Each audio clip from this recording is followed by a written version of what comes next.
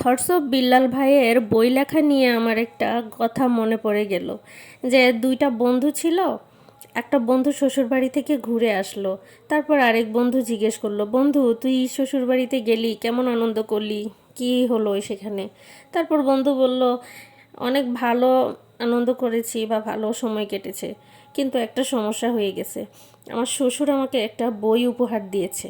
তারপর বন্ধু বলল, বই উপহার দিয়েছে সেটা তো ভালো জিনিস, খারাপ কি? উপহার দিয়েছে, উপহারের জিনিস যাই দেয় সেটাই ভালো। তারপর বন্ধু বলল, যেই বইটা উপহার দিয়েছে সেটা আমি 10 বছর আগে লিখেছিলাম। তারপর তার বন্ধু বলল, সেটা তো আরও ভালো বিষয়, তোর লেখা কেউ পড়ে, তোর লেখার প্রতি আমাদের ইন্টারেস্ট নাই বলে তোর কত দুঃখ ছিল, এখন তো তোর দুঃখটা মুছে গেল, তোর বই কেউ একজন পড়ে, তোর একটা ভক্ত।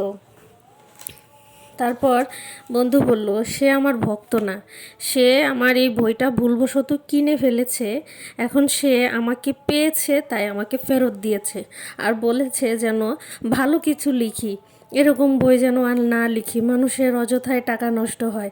তা আমি তার জামাই হিসাবে প্রথমবার শ্বশুরবাড়িতে গেলাম, সে আমাকে একটা কেমন অন্যায়ভাবে অপমানটা করলো, সেটা কি ঠিক করলো? তারপর অনেক হাসাহাসি হলো এই বিষয়টা নিয়ে। তো বর্তমান যুগে এমনই অবস্থা, সবাই বই লেখা নিয়ে ব্যস্ত। কারোর বইয়ের মধ্যে কি লেখা আছে আর কি বিষয় নিয়ে লেখা আছে আর কি সব উদ্ভট জিনিস লেখা আছে, এগুলার নিয়ে মানুষ এখন অনেক বেশি বিরক্ত। তাই বলতেছি, বই শুধু লিখলেই হবে না, নিজের একটা পরিচিতির দরকার। যারা কবি, আসল লেখক যারা, তাদের জায়গাটা এভাবে নষ্ট করা বা তাদেরকে এভাবে ছোট করে দেওয়া হচ্ছে।